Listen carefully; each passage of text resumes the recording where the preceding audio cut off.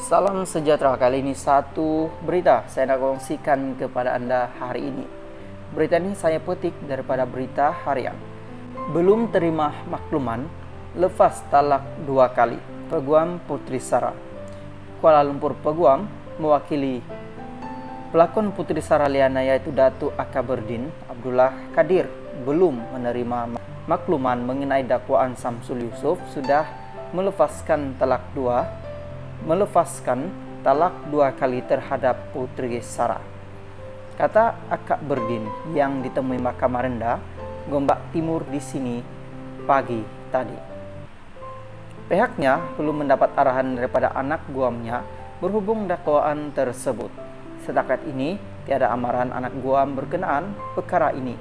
Isu ini juga tiba-tiba timbul dan kami juga tidak dapat mengesahkan kesahihan perkara itu. Apabila ada arahan daripada anak guam, barulah boleh menjawab. Kalau wujudnya perkara itu, ia patut di bawah keprihatin dan tindakan mahkamah, tak boleh main mengenai nikah dan cerai ini.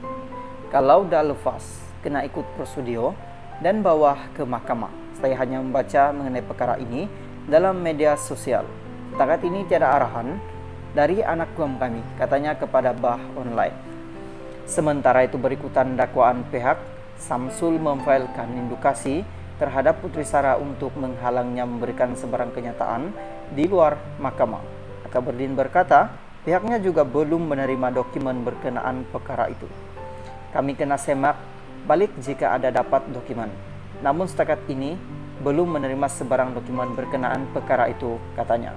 Terdahulu, media melaporkan Putri Sarah didakwa pernah bercerai 2 kali oleh Samsul. Pernah diceraikan 2 kali oleh Samsul. Menurut laporan, ada sumber mengatakan kedua-dua lepas talak pernah direkodkan di Mahkamah Petaling Jaya, Selangor. Namun difahamkan Samsul tidak hadir ke mahkamah. Kes perceraian Samsul dan Putri Sarah masih berjalan di mahkamah di sini dan gagal diselesaikan selepas Samsul enggan menceraikan Putri Sarah pada 18 April lalu.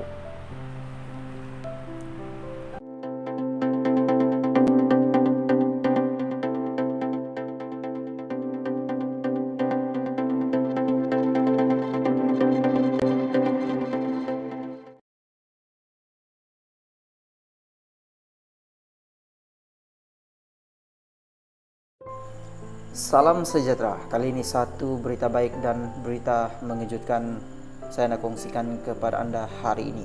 Berita ini saya petik daripada Cosmo.com.my.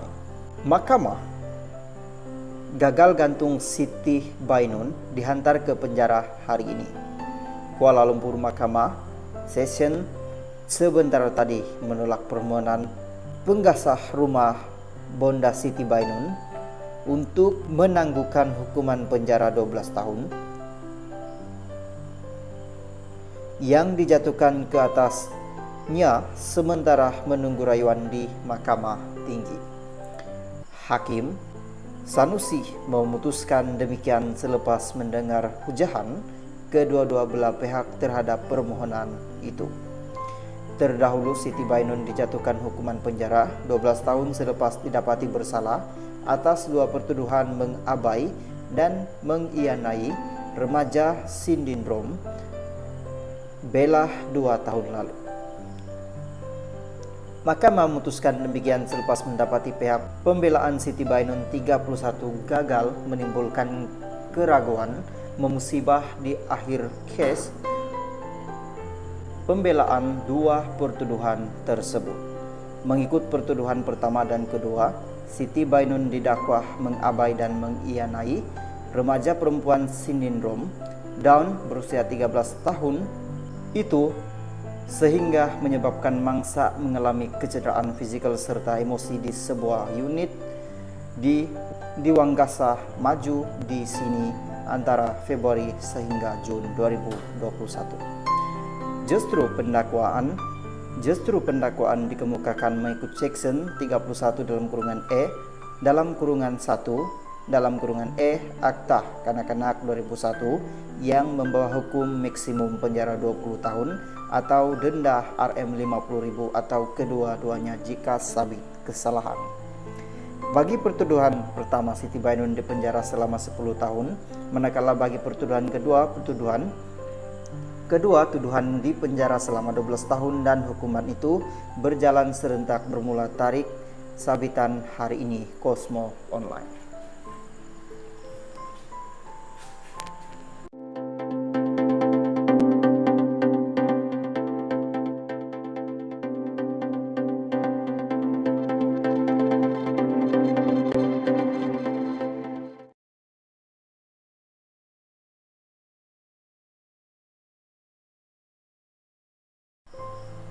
Salam sejahtera kepada tuan-tuan dan puan-puan. Kali ini satu berita baik saya kongsikan kepada anda hari ini. Berita ini saya petik daripada My Metro. Siasatan dakwaan Samsul lepas talak kepada Putri Sarah peguam. Kuala Lumpur, kami akan jalankan siasatan terhadap dakwaan dalam kurungan lepas talak itu dulu, kata Peguam Azmi Muhammad Riz yang mewakili pengarah sensasi Samsul Yusuf berhubung urusan perceraian dengan istri pertamanya Putri Sarah Liana yang belum selesai. Menerusi laporan harian Metro baru-baru ini, sumber memaklumkan Putri Sarah pernah diceraikan 2 kali oleh Samsul dan ia direkodkan di Mahkamah Petaling Jaya, Selangor. Bagaimanapun difahamkan, Samsul tidak hadir ke mahkamah ketika itu. Azmi berkata pihaknya akan menjalankan siasatan kerana belum mendapatkan kesahihan dakwaan dan perlu berbincang dengan anak guamnya, Samsul terlebih dahulu. Saya belum lagi berbincang dengan Samsul mengenai perkara ini dan akan mendapatkan kepastian daripada Samsul, katanya yang enggan mengulas lanjut. Sehubungan itu, Azmi juga memaklumkan sebutan semula kes nusus difailkan Samsul akan berjalan pada 8 Mei di Mahkamah Rendah Gombak Timur, manakala kes perceraian pula pada 25 Mei ini. Terdahulu kes